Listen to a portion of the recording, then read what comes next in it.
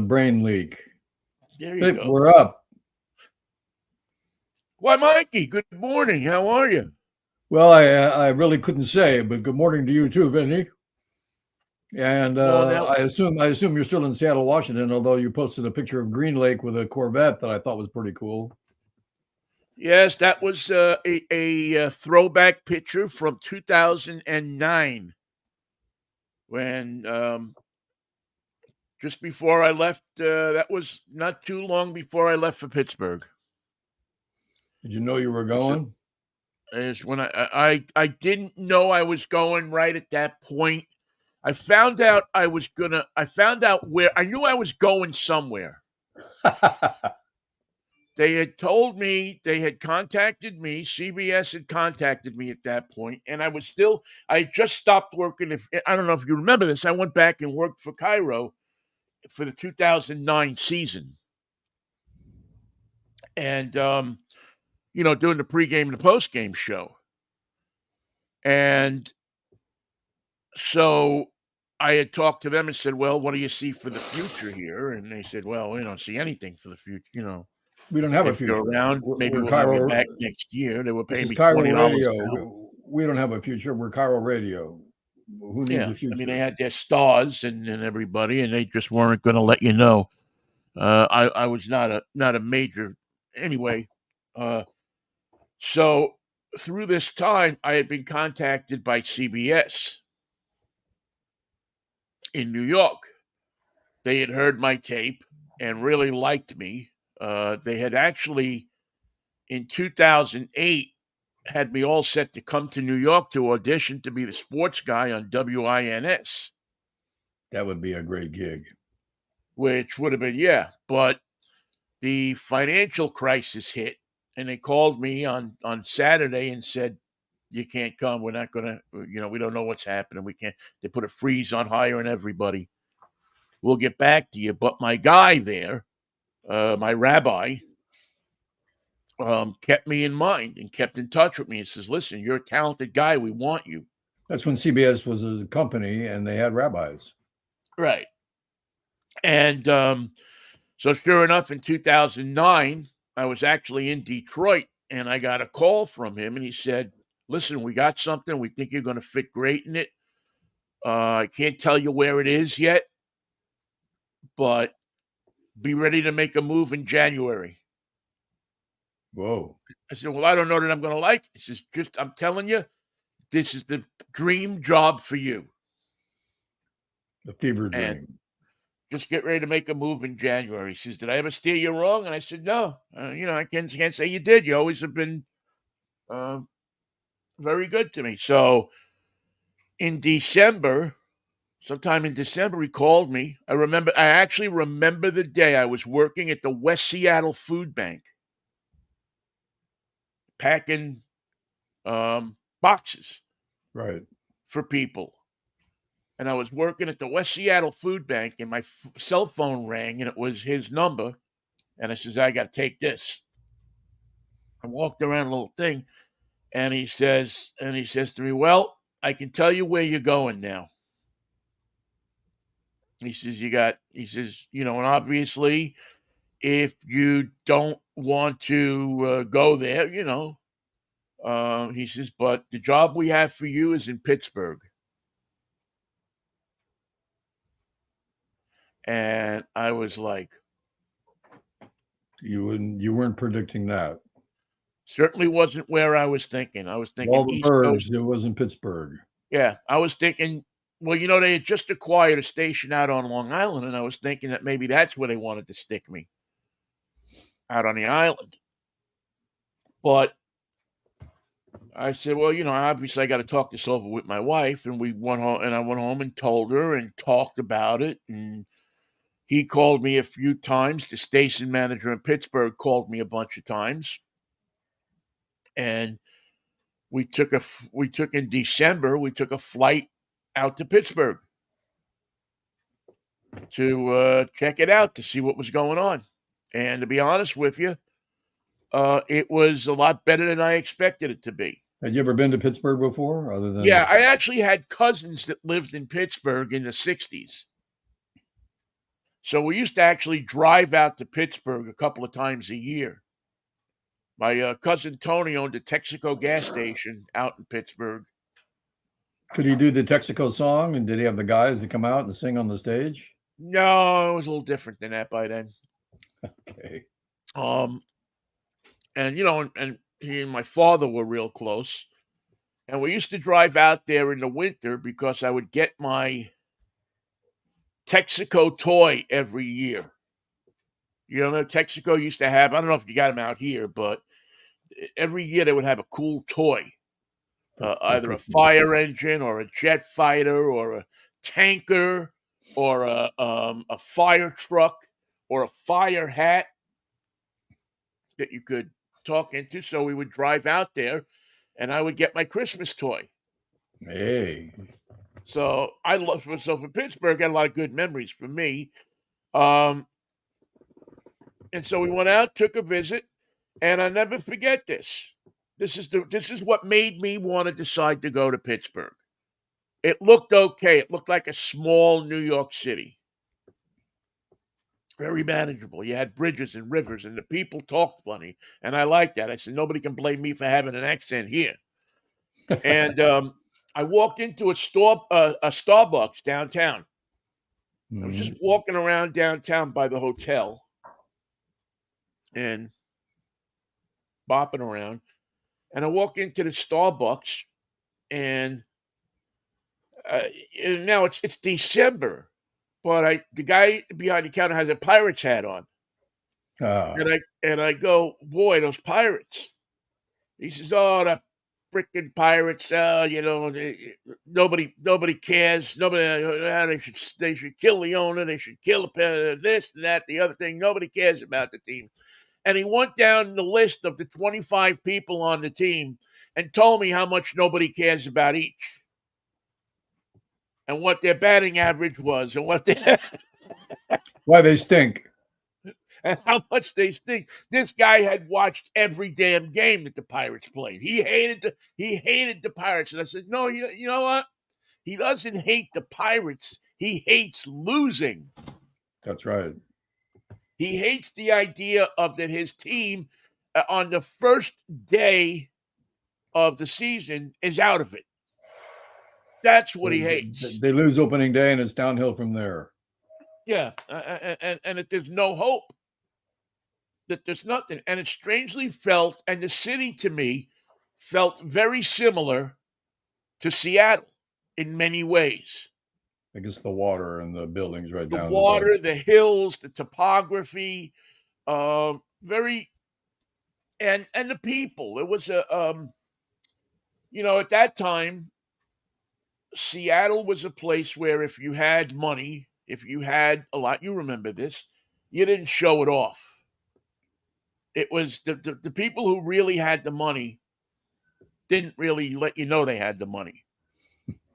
Because they had somebody else's money.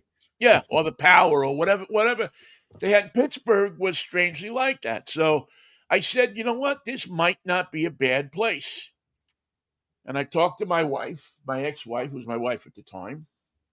And we drove around. They had good Italian food. It was a manageable city. It wasn't like this big sprawling metropolis. It was a nice, manageable city. Isn't it true that if you don't know where you're going to end up crossing the river on the bridge you don't want to take? Right. Yeah. I mean, the rents were, to rent the whole house was, coming from here was very cheap. And so we decided to take the plunge. We decided to say, okay, let's go on an adventure. We were still young enough where, an adventure like that was something to really, I don't know, I forget, I was 50 something. And, to be honest with you, it brought me closer to my family. Right. Little did I know that a few months after I got there, that my little sister was going to get cancer and pass away quickly. And it allowed me to get to New York to see her. Right. Whereas with the, in Seattle, I probably wouldn't have been able to do that, or at least as much as I did. I'd get in the car and be able to drive up there. So that's how I got to Pittsburgh. And I don't even know how we got on the subject of talking about Pittsburgh, but well, if not for the fatal pairing with that Mr. Cook, it would have been a great move. Yeah. Well, yeah. Or if we had some management that knew how to work the situation. I still believe that had management enforced some ground rules, that it might have worked. But I'll tell you what, for 2 years, it was the best thing on radio. I mean, I was suffering through it. I don't think he was able to suffer through it. I don't think he knew what was going on. He was so whacked out. But it was compelling radio. I mean, you tuned in every day to hear how much we were going to argue. And it was two guys, even though we didn't hate each. I mean, I don't know. There was a time when I didn't like Cookie and really thought that he played some really bad mind games on me and things like that.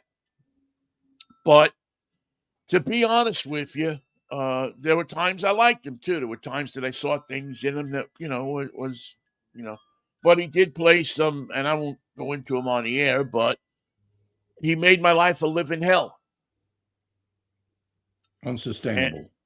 And yeah, it got to the point where at some point it was like, okay, I'll do another year of this or another 6 months of this, but we have to figure something out. We have to somehow, some way. And actually, when I was back there, that's how Drive Time was born. That edition of Drive Time, because I said, what will help me is if I can go do a show on the AM station. Give me a general talk show. Give me I have a car show that I could do or something like that. And at least for an hour a week, I have this kind of island of what I'm interested in. Right. And not having to argue with anybody, but actually, put together. I mean, Mikey, we had our first two phone callers on the air. Now, I know that you get this. When we went on the air, our first phone caller was the president of the Ford Motor Company, Alan Mullally. What was he doing there? He wasn't there. He was a friend of mine. He knew I was going. He just called to congratulate me. Whoa. The president of the Ford Motor Company, who used to listen to our show in Seattle when he was the president of Boeing, and used to come up to me when he would see me at events because he was a big fan of mine. Wow. And yours too. I mean, he liked our show. And Mullally called, and Cook virtually hung up on him.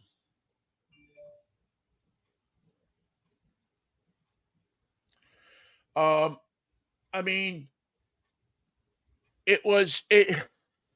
And listen, Mullally made sure when I got to Pittsburgh, he called me up a few days after this happened and said, "Listen, I heard you talking about the rental car you're driving on the air. We're gonna get you a car." And he sent me a car over from Detroit, brand new. Wow. A Ford Taurus. And he said, "Here, just use this until you get settled." What a great gesture. Yeah, I mean, he was really, he was a fan. The guy was a fan. And then I think the next day my junior high school gym teacher called up, who I've kept in contact with all these years, the same thing. And it kind of soured the relationship from there because anytime we tried to do something, some of the stuff that we used to do, Right. the you can't do this and the contest and the this and the that. The only thing he ever wanted to do that was funny is I developed this bit where at 11, because we were on middays, at 11:30, I would ask him, "Hey, Cookie, what are we not having for lunch today?" And we'd talk about what we'd want for lunch. If we weren't sitting there, what but it just it turned into what could have been, but that was the only bit that I could get him to do. This wasn't a bit guy. This was a guy that just wanted to basically read his column on the air. Well, I remember John Clayton, the late great John Clayton, said he was poison. Yeah. Yeah, he told me And, that too after I got there. And Clayton was never one to mince words about that. Not the kind of guy he was. No, Clayton. I had dinner with Clayton when he came to Pittsburgh to get his he got an award from Duquesne, and he was doing a show out of our station. And so we went and had dinner and hung out for a couple of days. And he said, and I was a year into it already. And he said, "I've heard the show. I don't know how you do it." Yeah. And I guess I got some really good advice when I saw that things were going to go belly up early on. I think I was there 3 or 4 weeks, and I remember this. I was still living in the hotel, and I was standing outside the hotel, and I called Rick Riz because Rick had been through a similar thing in Detroit, where he was on the he left the Mariners, went to Detroit to be the second guy to Ernie Harwell. And Ernie Harwell, rest his soul, didn't suffer second guys too well. I don't need a second guy. I can do 9 innings.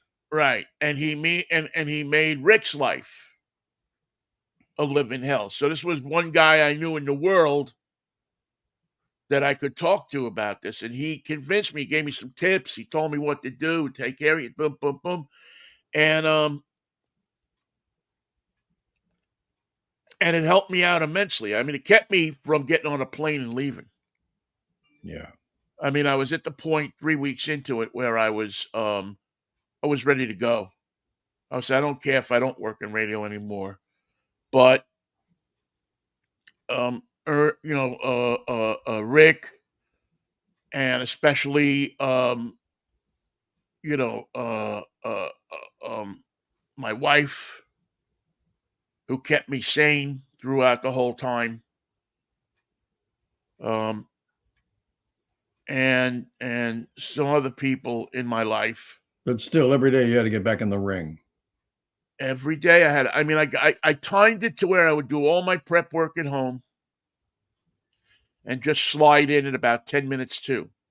We didn't have a pre-show conference. Of course not. Because you couldn't. We had a great producer, this guy Joe, that was our producer, and he had worked with Cookie before, and he knew how to handle him. And he really helped the situation a lot. And then in the infinite wisdom of radio, they decided to make Joe the afternoon show producer. Oy. So they had this other guy who was the a producer for the middays or the evenings. Very nice guy, Troy. Just got a job doing play-by-play for Stanford. Whoa. So, I mean, a professional, a good guy, but he didn't he when stuff would go on, he just looked down. Yeah. Joe would, hey, come on, you guys, get this, get that. I mean, I had a guy that I worked with, and during the breaks, he would sink his head into the newspaper and not even look up. You couldn't even talk about what you were going to talk about. How are we going to approach this guy? How are we going to do this? I mean, you and I know, I know, blah, blah, blah, you know more about this than I do. I know more about this than you do. You take the lead, I'll take the lead. Boom, boom, boom. Nothing. And after a couple of years, it wore on me. Yeah. And when my contract renewal came up, they wanted to renew the contract. They were all about renewing it. And I said to them, I got to think about it. And between the time of them wanting to renew it and me saying I got to think about it, the famous fracking incident happened, and I won't go into that, but it sealed my fate at CBS. Fracking was a major advertiser on the air, and They wanted you to I don't like reverse it. fracking. Yeah. And it created a situation where they had changed program directors. The program director that was there told me, "You're going to be okay. Don't worry about it." Da da da da da. And it was bullshit. The guy who came in didn't like me. Didn't like me from day one. And I was under an immense amount of pressure to perform, and I performed. I mean, I'll tell you how good I was, and being in radio, that this doesn't happen that often. Matter of fact, it almost never happens. They fired me on a Wednesday, but they told me to come back and do a final show on Friday. Just Friday? Just Friday, yeah. They didn't want me in with Cookie, so they gave Cookie the Thursday show, and then they said, "You come in Friday and do your final show. You can say goodbye to people and da da da da da, and that'll be your last show." Actually, it wasn't my last show. I came back. They used me for a fill-in because I was still under contract on KDKA AM for a couple of times during the holidays. But that was it. Now, how many times do you fire somebody and let them come back and do a final show? Never.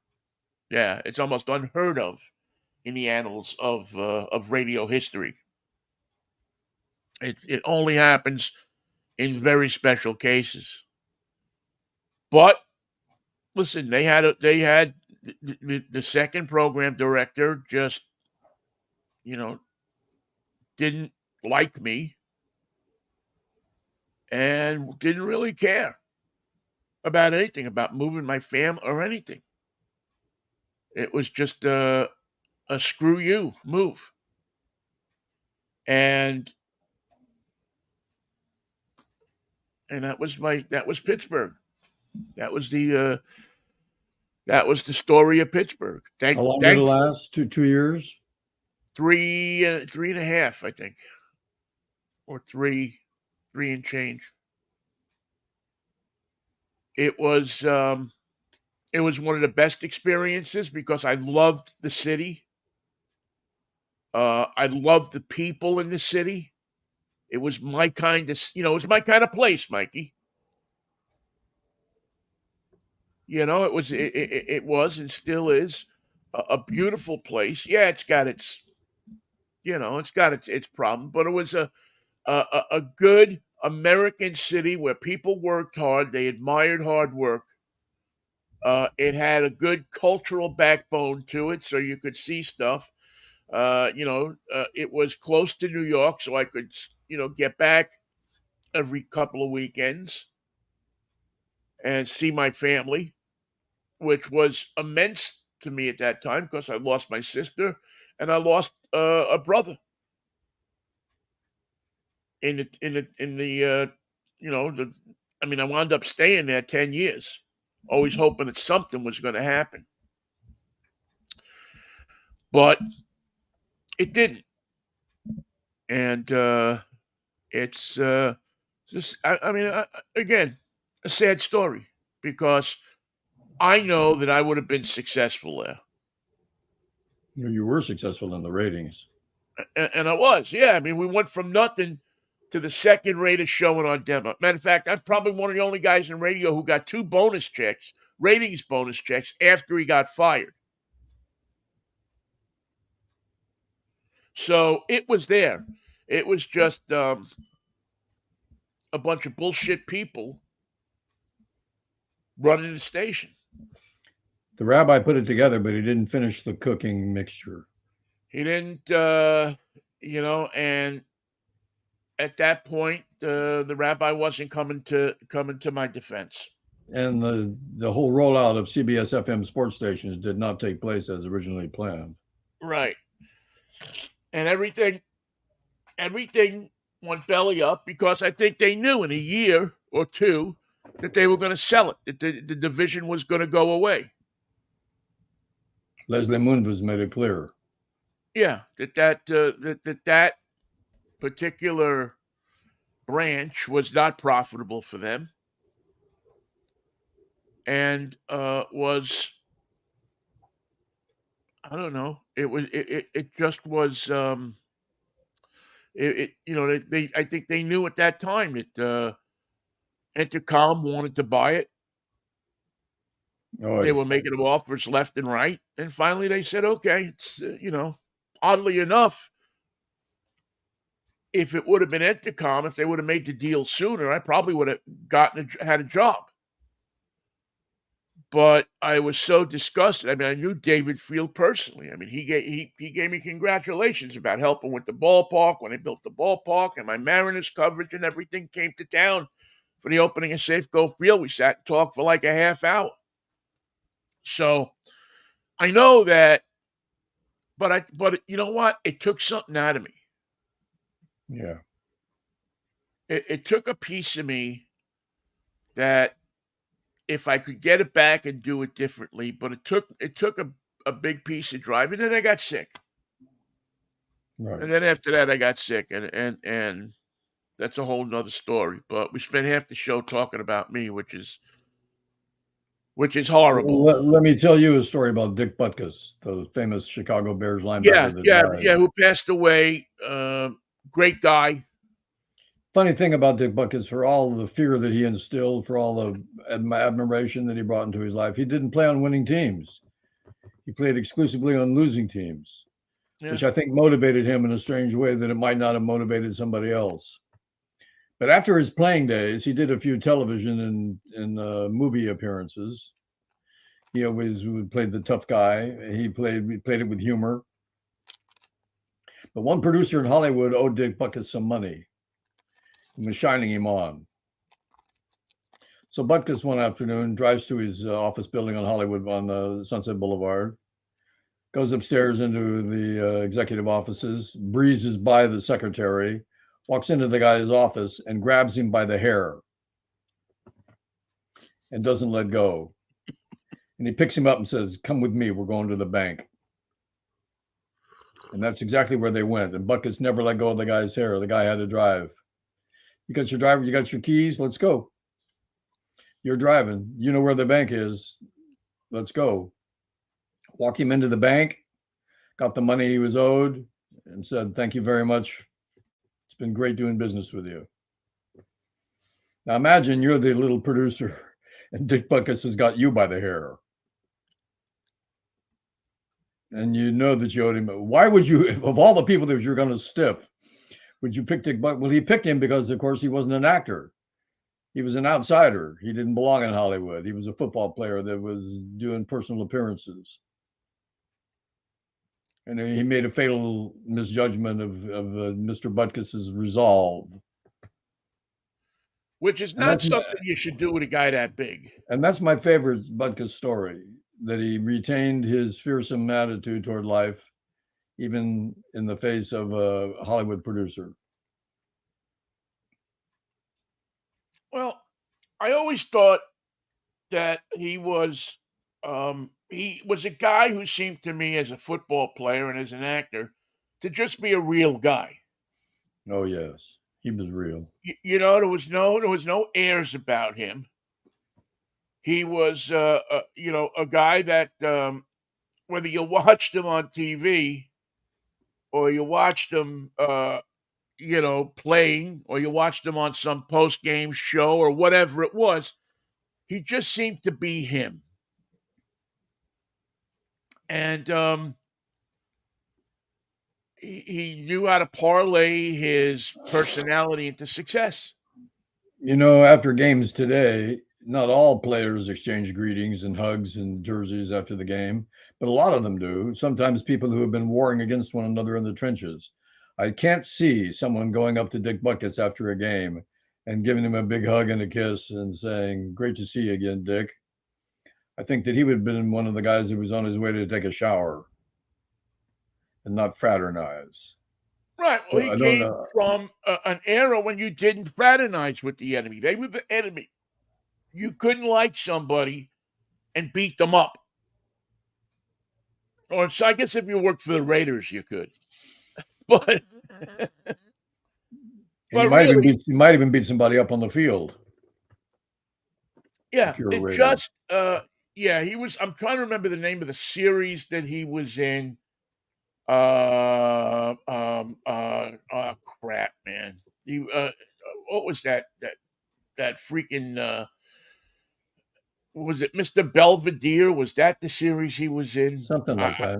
Yeah, IMDb. something like that. And he was just, I mean, he just looked like he had a lot of interactions with that little girl that was on that show, and it just seemed like he was a cool guy. You'd like to go out and have dinner with him. You'd like to go out and spend a couple hours hanging out with him. He just looked like the kind of guy that you would like to hang out with him. He was in a bunch. I mean, he was one of those guys that was in like every TV series in the 80s, 70s, and 80s. One of the shows that he was in, and I'm looking to make sure that I got one of the movies he was in was one of my all-time favorite movies, Mother, Jugs, and Speed, Oh God. with Raquel Welch from 1976, and he played a character in that movie. He was, he was in a bunch of stuff. He was in Vegas. He had a part in Magnum PI. Some forgettable. Matt Houston. He was in The Greatest American Hero. I'm just looking at his IMDb. Blue Thunder, The Love Boat. The Love The Boat. My movie God. Johnny Dangerously, Whoa. which was, I believe, with Joe Piscopo, wasn't it? Um, Night Court, he was in a couple of episodes of. Matlock, Growing Pains, Kate and Alley, My Two Dads. He got a lot of work. Oh yeah, no, I mean he worked through he worked through his through the 70s, the 80s, 90s, and 2000s. I mean, his last credit is 2014, but I can't believe that there's not anything after that, because I'm pretty sure that I saw him in stuff after 2014. He was in Any Given Sunday with Al Pacino. He was Wow. one of the opposing coaches to Al Pacino. He was in MacGyver, 3 episodes of MacGyver. So I mean, again, this was a guy that after his Hall of Fame career as a football player, had a Hall of Fame or a career worthy of a star on Hollywood's Walk of Walk of Fame. Fame as an actor. And again, from most accounts, and again, I never hung out with the guy or anything like that. I think I met him at one of the Super Bowls once for a second. Just seemed to be a big, gentle guy that you wouldn't want to find out what he was like when he wasn't gentle. When his knees felt good. Yeah. But I'm sure that Chicago today is in mourning. As they should be. And I'm hoping that, I don't know, didn't Chicago play last night? Yeah, they won 40-6 or something. Nice. I didn't see the game, but I hope they did something to memorialize him. I didn't see the game, but I thought, well, it's the Bears and the Commanders. How interested am I? Yeah. If I'd have gotten home in time, I was out doing some stuff yesterday, and I hope that he was.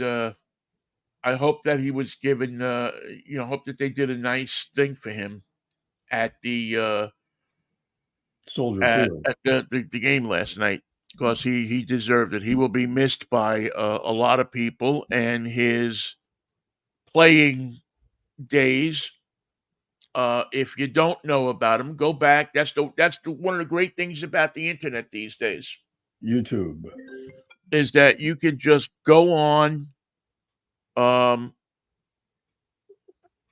go on internet, on YouTube or on anything, and Search Dick Butkus highlights, and you're in business. Yeah, and see the stuff he was in. So, that's not just the stuff he was in, but the how he played, what he meant when he was on the field. He was a serious-minded football player. Oh yeah, he was a no bull crap kind of guy. It's funny how the Chicago Bears can keep having great linebackers. They just can't have a great team, and I don't understand why. A big city like that should have a better football team, but they don't. And it's not new; it's old. But let me change the subject to go back into history. Yes. We used to believe when we went to school that the land bridge between the Bering Straits and Russia and the United States was how people got to the Americas. And they couldn't go during the Ice Age because there was ice all the way down to New York and Des Moines, a gigantic, what they call maximum ice event. So you couldn't come across the Bering Straits then. So if you were here, somehow got to America early on, you had to come at a certain time, more likely 1,000 years ago. Then they found these footprints in New Mexico a couple of years ago, and they couldn't carbon date them, but they could carbon date the plant material that was found at the same time the footprints were put down. And it took a couple of different tries because they thought there might have been contamination, but they came to a conclusion that the footprints were 23,000 years old. Wow. And that means that if they were there, they had to get there before the Ice Age. So they were even 1,000 years before that. And they speculated that they could have migrated like the rest of the planet, or they could have come by boat. But who they were, when they got here, how they got here, what they did when they got here, how long ago they started being here, became a mystery. But now we know that instead of 13,000 years ago, the people who populated North America were here 23,000 years ago. And they had to come way before that, or they couldn't have been in New Mexico. Couldn't have migrated down, and they know when they couldn't come because the Bering Straits were frozen with the Great Ice Age. Now there's a die-off time on the Earth. About 10,000 years ago, the Great Flood wiped everybody out, and then there was a die-off that came about. But the fact is, there was a population of people here far earlier than we ever expected, far earlier than science was willing to admit, far earlier than anybody guessed. We can only assume that there may have been people even before that. So history as we know it just got turned into a cocked hat, as they say, or tossed into a cocked hat. The reason being, the footprints are there proving that people were here. It goes counter to everything we thought we knew about the planet. It proves that we were wrong. And it leaves us with the idea that there is a prehistory that we know nothing about, concerning people that we can't identify, whose origin is unknown, whose mode of transportation to North America is also unknown. And that's a fascinating history that we can't come to grips with, but the facts are there, and now science has to deal with it. That was a lot of walking, man. That was a lot of walking. Or by boat, wherever they may have originated. Yeah, but I mean, think about that, Mikey. You're in, you're in. I don't know. Let's say China, and you decide that you're going to get into this flimsy ass little boat that's made out of wood with a bunch of food that's probably going to rot before you get out of the harbor. But yet you say, I'm going to see what's on the other side of this water. Or what if you're island people who make good boats that aren't flimsy, that are seaworthy from experience? Where would you end up if you wanted to go someplace? Depends on which way you were pointing. I mean, if you're in the Philippines and you went one way, you could wind up in China. You want another way, you could wind up in Japan. You want another way, you could wind up in Australia. Crossing the entire Pacific is a daunting thing. Crossing the entire Atlantic is daunting enough, but somebody did it. Yeah, I mean, And because we don't know who they are, where they came from, they may have had great boats. well, I think the Vikings, if you want to take the position that Leif Erikson and his boys were the first ones to come from, Beat Columbus. uh, the Viking land, the Nordic lands, North Europe, which were a bunch of conquerors in their own right for many, many, many years. Um, yeah, you could say that the Atlantic was tried and tested by the time Columbus ever thought about getting into a boat. Well, if these figures are accurate, 20,000 years before Columbus, there were people in North America. Of course, Columbus found the Native Americans, but they had been Native Americans for 20,000 years. Well, that's it, Michael. I mean, and herein lies the whole thing. I mean, I'm not a history scholar or a religious scholar or anything like that, but you can go with the Christian belief that Adam and Eve were sent down from heaven and stood in the Garden of Eden and ate an apple, and God said, "Don't eat those apples. I'm selling those tomorrow." And I they got an said, apple pie to make. "Yeah, we don't care. We're hungry now." And by eating that apple, opened up the whole door of everything that the door of pain and the Well, door of my question of the Monsignor is, what year was that, Monsignor, and where was it? well, that's quite the thing is nobody really seems to know exactly where. I mean, I guess they have the Garden of Eden that they show off in the Midwest, not the Midwest, the Middle East somewhere. But I don't know. I don't think anybody, No, there's no people garden were there known for now. making up a lot of crap in those days. Indeed, they did, and they got great rewards. Their book sold very well. But At you'll the you'll very you'll least, their books you'll no- sold. At the very most, they were offered Vestal virgins. you'll notice that God stopped sending people down from heaven. That was like the last time he did it. He would send angels now and then. But who were these people coming from heaven, and how did they get to earth? Did they just transpire? Did they just go? Did they fly? Did they take a ship?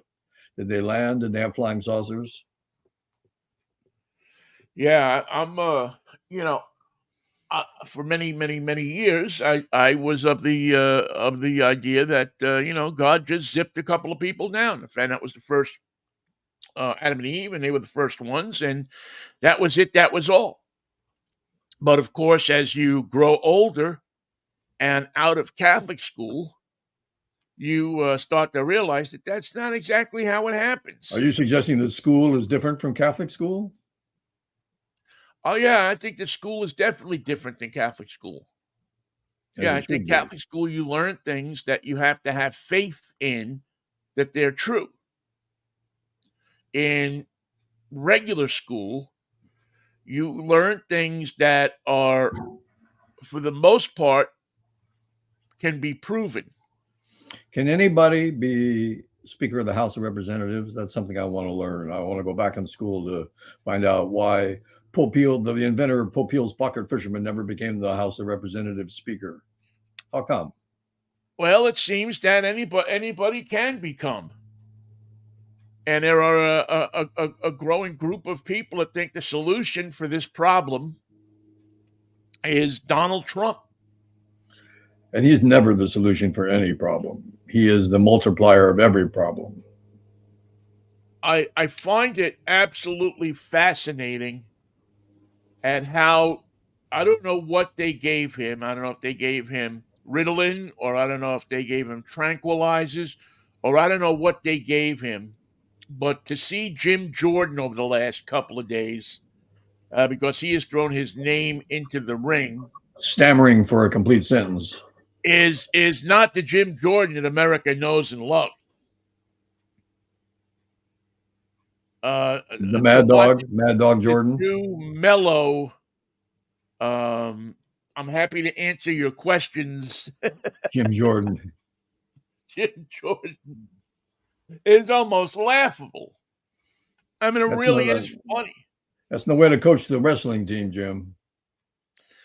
I mean, you know, chances are that this idiot's going to wind up getting it. And we're going to How do you mean that? Well, probably in several ways. He's already, his first act is going to be to commute Jerry Sandusky's sentence. But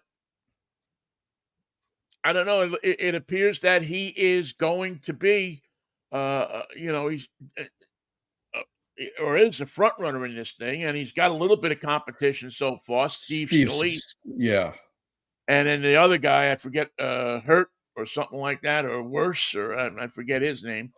But it's attracted now the attention of the fine folks at Fox News. And do they have a favorite? Who have said, why not let us televise this thing? The fight for speaker? Yes. Why not? You guys are going to get together and have a debate on Wednesday night, Thursday night, I forget what night. But why not let us show America how the sausage is made? It's an ugly thing to see.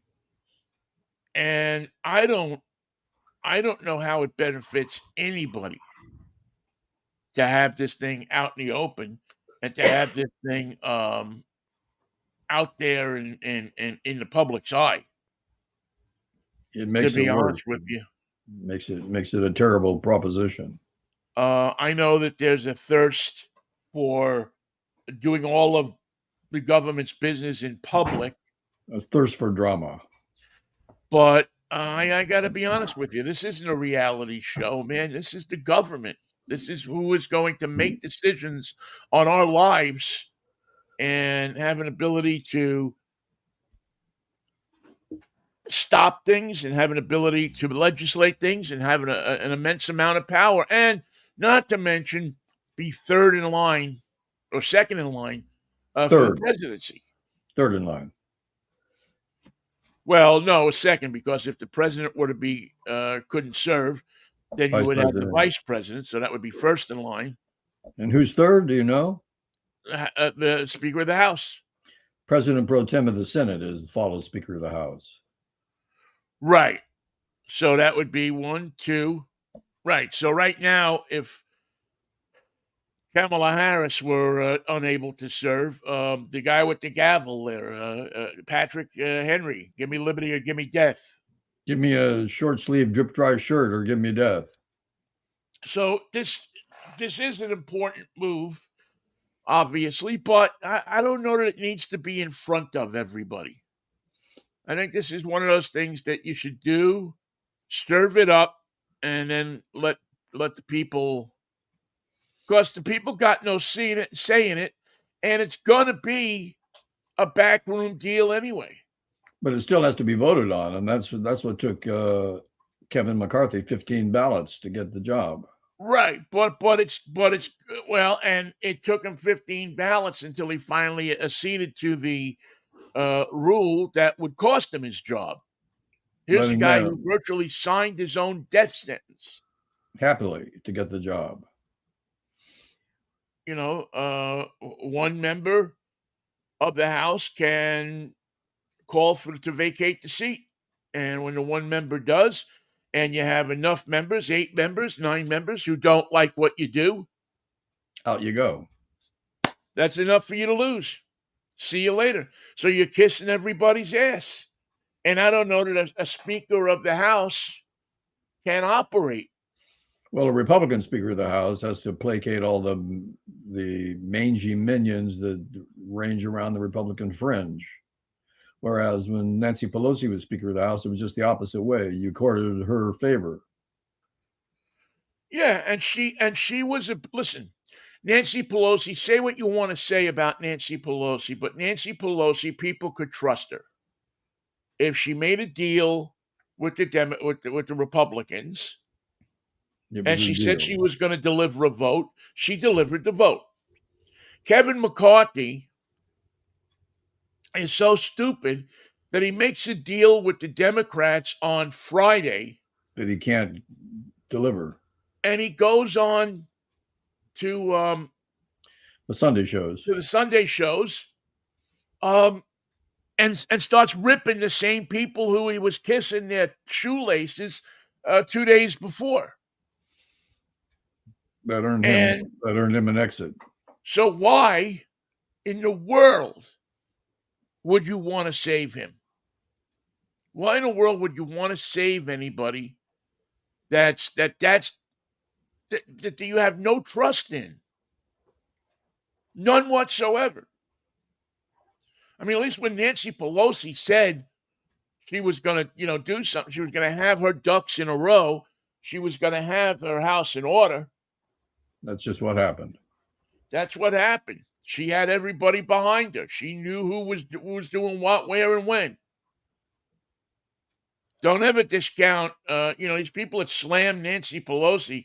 Listen, she knew more about politics and how to move the needle in the direction she needed it to be moved in than any of the greats. They ought to name a damn office building after her.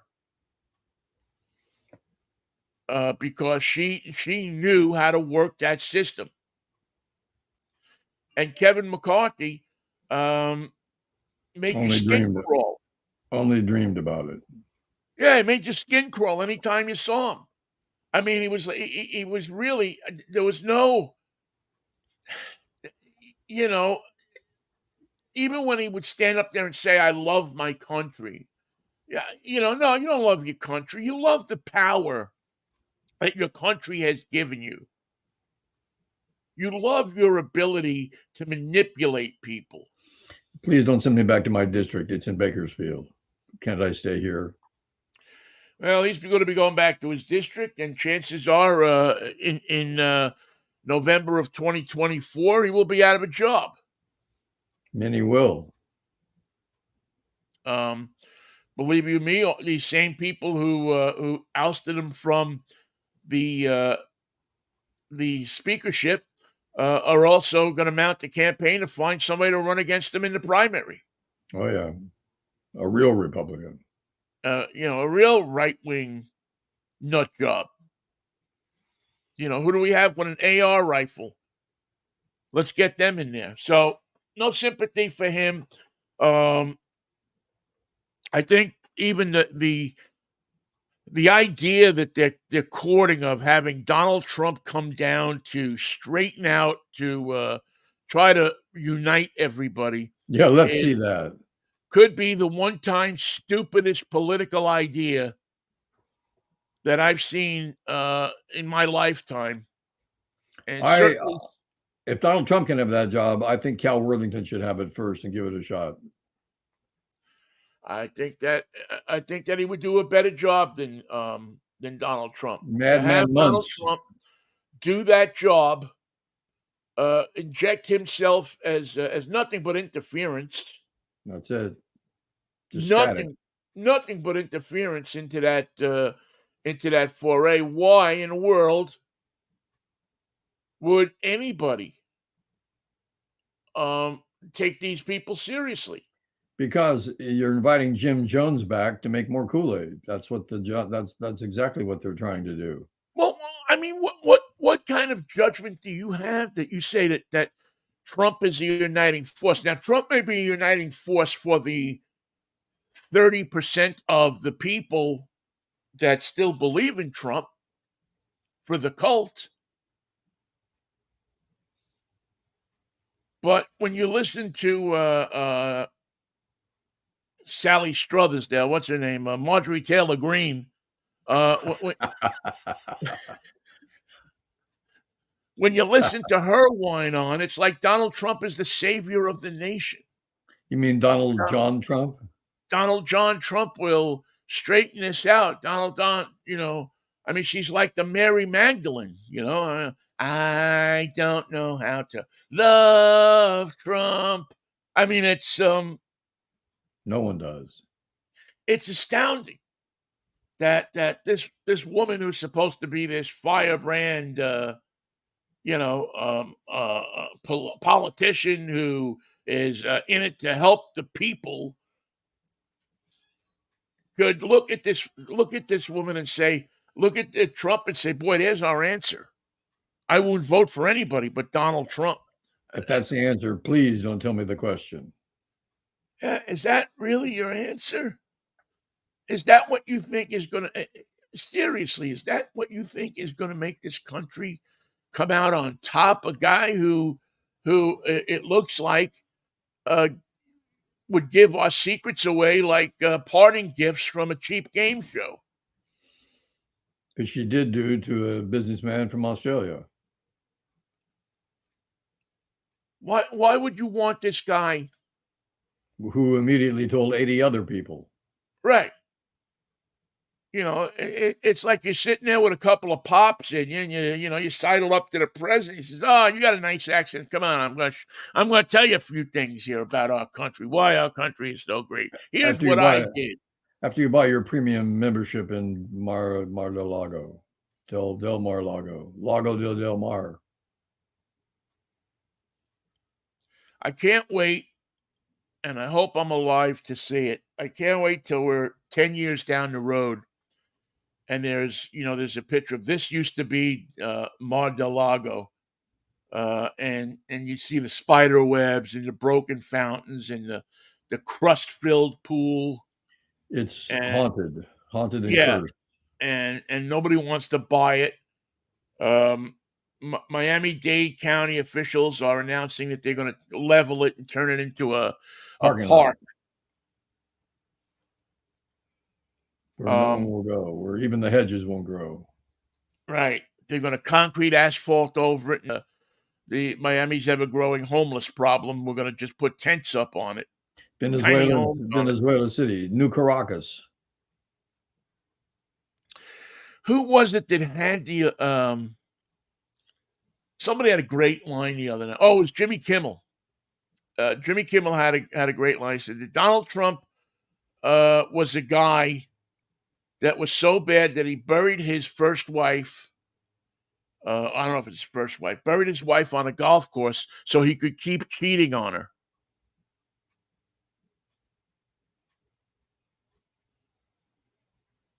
I thought it was a great line. He burned her on the golf course? Buried her. Oh, buried her. Oh, I got you. He buried her on the golf course so he could keep cheating on her. Gotcha. So you're intimating, number one, that he cheated on her then, which we all know when she was alive.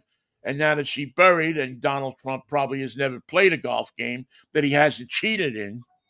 He's allowed to cheat during his golf games, but you, sir, are not.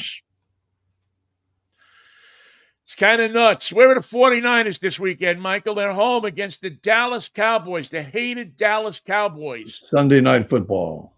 Sunday Night Football. This should be a pretty good game.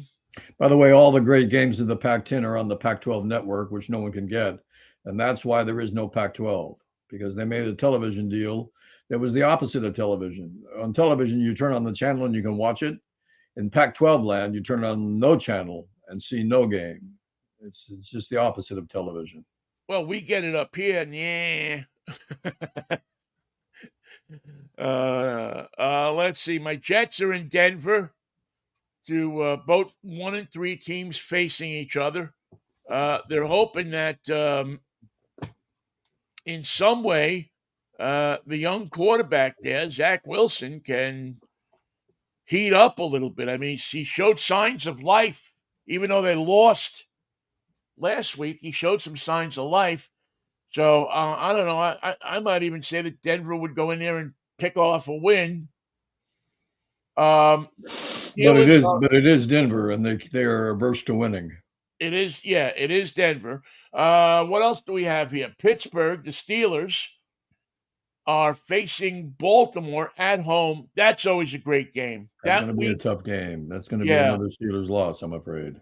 That week is always one of the best weeks in Pittsburgh.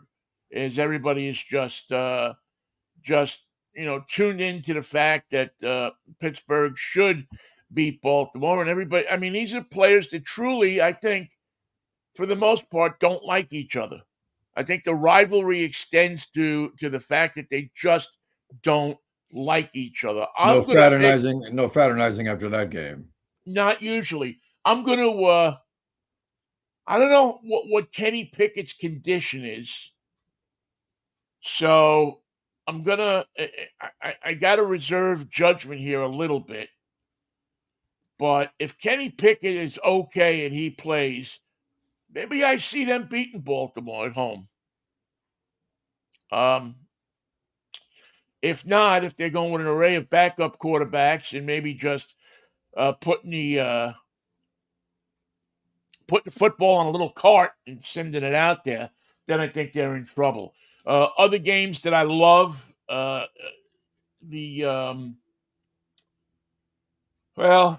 an interesting one here in the Giants in Miami. Miami had a fail last week, but I still think that they're a pretty damn good team. And the Giants looked like an absolute mess. They were a mess. They were unorganized and embarrassment. I'm shocked that the coach still has a job. I don't think he does have a job. He has a position. I've never seen a bunch of football players look as confused as I did Monday night. And it's a systemic year after year problem. It never gets better. Yeah, they just looked. Their head coach is out of his depth. Yeah, they just totally looked like they were beaten physically and beaten mentally. And Miami, despite their loss, is certainly a team that is fun to watch. They put the ball up in the air.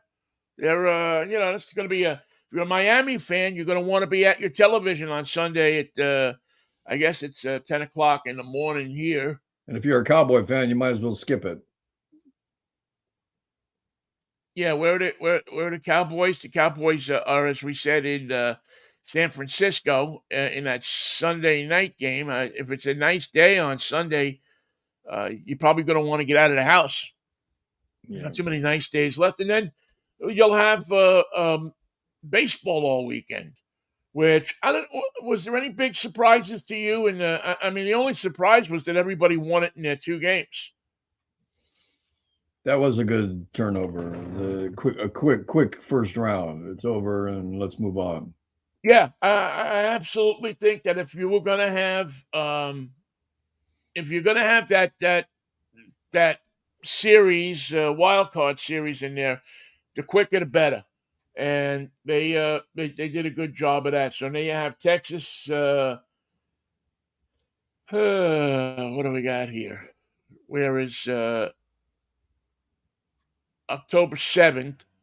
You have Texas and Baltimore. I'm just going to like Baltimore. I'm riding the Baltimore train as far as it'll go. That'll be a pretty good bet. Yeah, I like Minnesota and Houston. I'd like to see Minnesota. I think Houston's probably the stronger club, but I'd like to see Minnesota win that one. Philadelphia and Atlanta. Is it possible to have a series that you don't care who wins? Oh, there's a lot of that in baseball, Vinny. Is it possible that that I couldn't care less about the Braves or Philadelphia? And to be honest with you, I'll root for Arizona just because they're playing the Dodgers. But it's a pretty hard route. But it's a hard route. It's not Arizona doesn't mean that's the problem with some of these teams is they just don't mean nothing to you after a while. It's They great never they're have. there so your team can beat up on them, but I mean, Torey Lovello, who's the manager of the Diamondbacks, is a nice guy, but he doesn't do much for me as him or his team. I've never been fond of that team. I don't hate them like the Dodgers, but at the same time, nothing there for me. And especially their atrocious uniforms. No matter what they try, it just gets worse. Just start all over again. Go black and white. Try something simple. Yeah, yeah, yeah. I like. I'm really excited to see the Orioles. I think they have the first game. What are they? Saturday at 1:00. I think they. I think they are the team that I would really like to see go all the way this year. I'm only curious about the Dodgers insofar as I'm curious as to how they're going to screw it up this year. They always manage to. There's always a curse on Chavez Ravine, and I hope it takes effect sooner than later. Well, I wouldn't mind seeing. I mean, I guess I'll probably root for the Phillies in this whole thing. Although, if it wound up being a Dodger Baltimore World Series, that would take me back to '65, right? That was when they were both in the series, and I don't know, maybe that would push some of the nostalgia buttons, but screw that. I guess I'd rather see the Phillies and the Orioles because two cities close together, two cities with rivalry, two cities that it makes it increasingly impossible that you could go to every game if you wanted to, Right. and you happen to have $1 million in your bank account, and two great stadiums, two ballparks that are really, really good ballparks. I'm in favor of. I'm going to root for the Phillies, not because of this team, but of one years ago when they were playing the Atlanta Braves in the playoffs, and there was a sign in the outfield for the Phillies that said "Tomahawk, Schmamahawk." My favorite sign of all time in sports. Well, I remember last year looking at the Phillies when they were playing and saying that, boy, this is this team that you want your team to be like. This is a scrappy bunch of guys that do what they need to do. Now they didn't win the series, but you really liked the way they played ball, and they Somehow just it seems to me that Atlanta is going to sweep everybody because they're just such a powerful unit. yeah, yeah. I mean, they got everything. They got pitching. They got timely hitting. They got power hitters. They have singles hitters. They can apply themselves in any situation, They're fast. They're clever. They're intent. and They're and they play smart baseball. And it's interesting in that they lost what many people consider to be one of their best players in Freddie Freeman, yeah. who is Now now now he's going against them. playing first base for the Dodgers. So that to me is also a great storyline. If he shows up in Philadelphia and the Dodgers and the Phillies are going to go at it, That's interesting. I also like the fact that I think we have here the greatest possibility of old school teams meeting each other in the World Series, because you have two versions of the Washington Senators that have the possibility of meeting each other in the Twins and in Texas. Both of those clubs being derived from the Washington Senators. The hapless Washington Senators.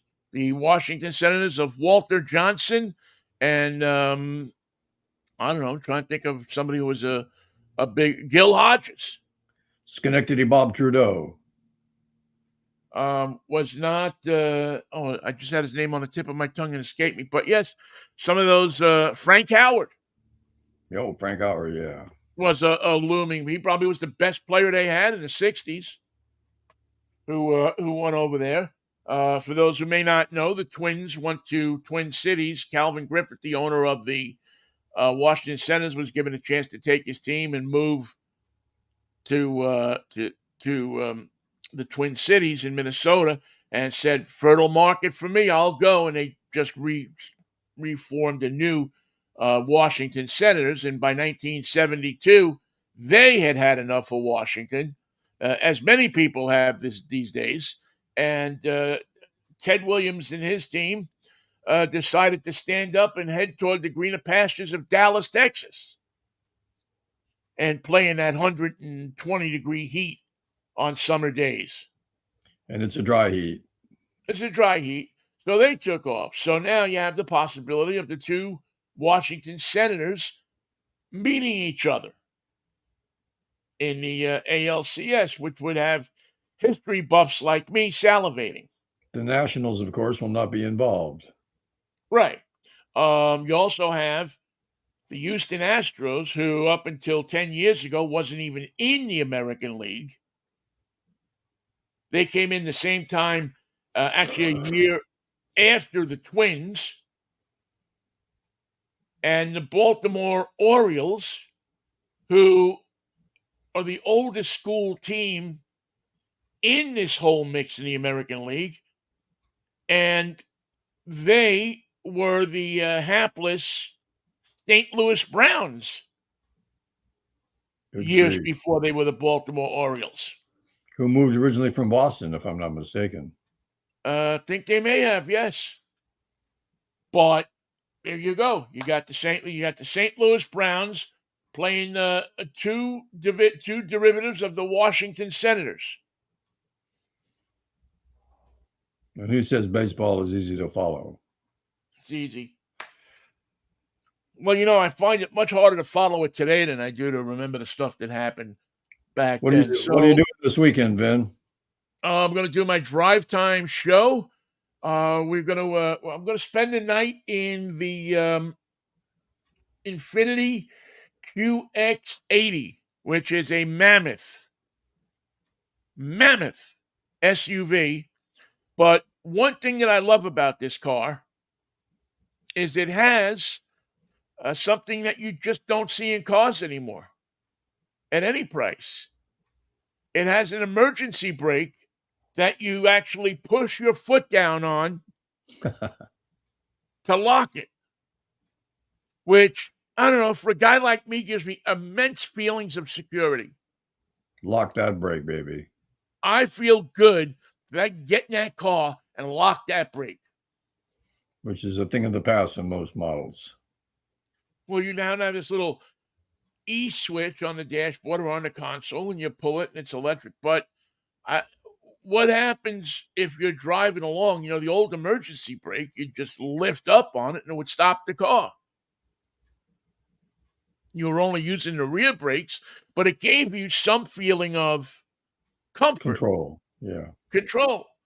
In an emergency. I got to be honest with you, I have no confidence in that little switch that probably doesn't even operate if the car is rolling. It probably gets knocked out. Bypass.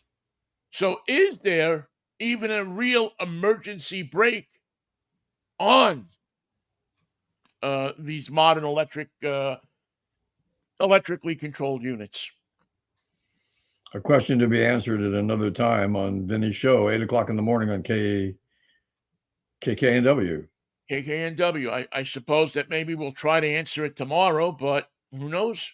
Who knows?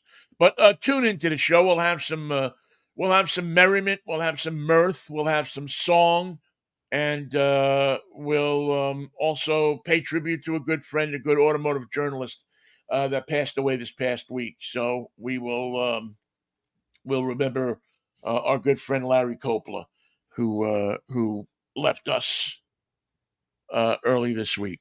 Mikey, what do you got planned for the weekend? We're babysitting tonight. The kids are going out to dinner. We're in charge. Bring a helmet, pal. And knee pads. And elbow pads. And something to protect your ribs. But it's all in fun. I'll see you for a Manic Monday. What do you say? See you for a Manic Monday. Let's hope the country holds together until then. We can only hope, as a matter of fact. That's all we got. Well, we also have hoping that it holds together if the Lord's will and the creek don't rise. And, of course, Mikey, we always like to leave everybody with peace, love, and Manischewitz, baby. That's the wine of choice. What a wine. Thanks for listening, everybody.